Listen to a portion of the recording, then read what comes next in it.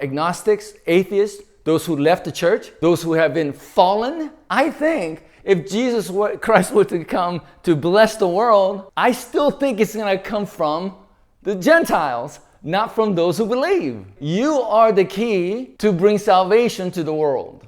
Hello and welcome to Theology on Tap. My name is Andy.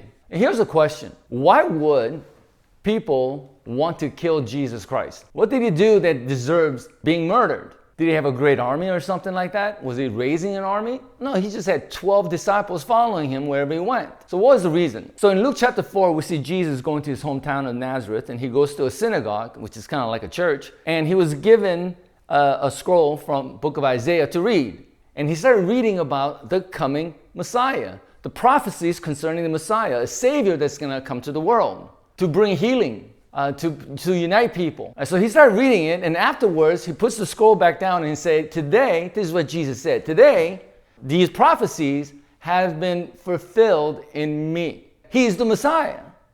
He's the Messiah. And that's awesome. So the townsmen started claiming, they were joyous. Oh, the prophecy concerning Messiah has been fulfilled in him. Isn't he the son of Joseph? Right? We knew him. That's even better because we know the Messiah, which is weird in a way because when I was growing up, nobody told me this. They said they wanted to kill Jesus Christ because he said he was the Messiah. No, they didn't kill him because he said he was the Messiah. No, they liked the fact that he was the Messiah.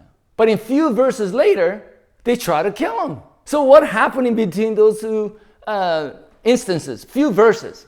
Well, this is what Jesus said. People who were welcoming him as the Messiah, he said, hey, remember in the old days of Elijah, in the old days when there were famine in the land, that Jesus did not come to those Israelites to help, but he actually went to a Syrian to help. And he gives another example of how he went to a man named Nathan, who is not a Jew, to help during the time people were getting sick from leprosy. That blessing from God didn't go to the believers, but actually went to those who do not believe. They call them the Gentiles.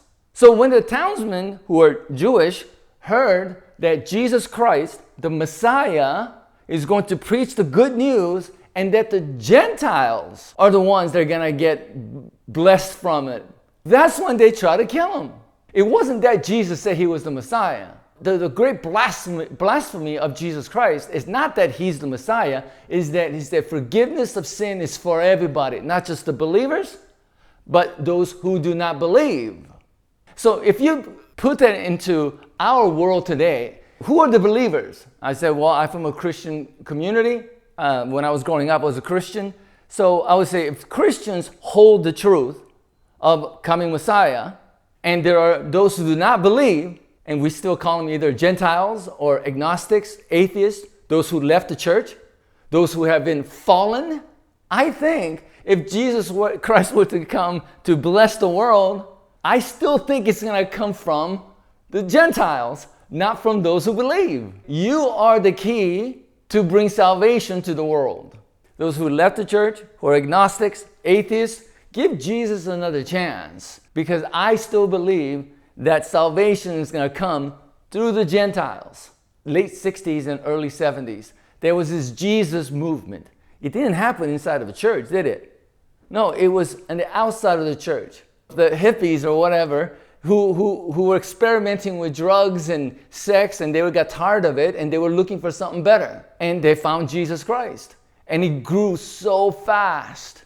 I remember going to the beach in the mid 70s, and they were like, even in Venice Beach, there are people lined up, like they have guitars and they were playing praise songs, and people are worshiping Jesus here, there. And what happened to these guys? One person, he said, well, it got institutionalized.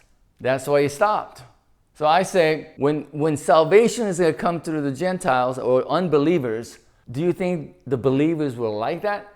Do you think the believers will say, oh, I know you don't know anything about Jesus Christ. You've never been to a Bible study, but well, whatever you're saying is the truth. Of course not. Hey, you see those people who do not believe in Jesus Christ, they don't go to church?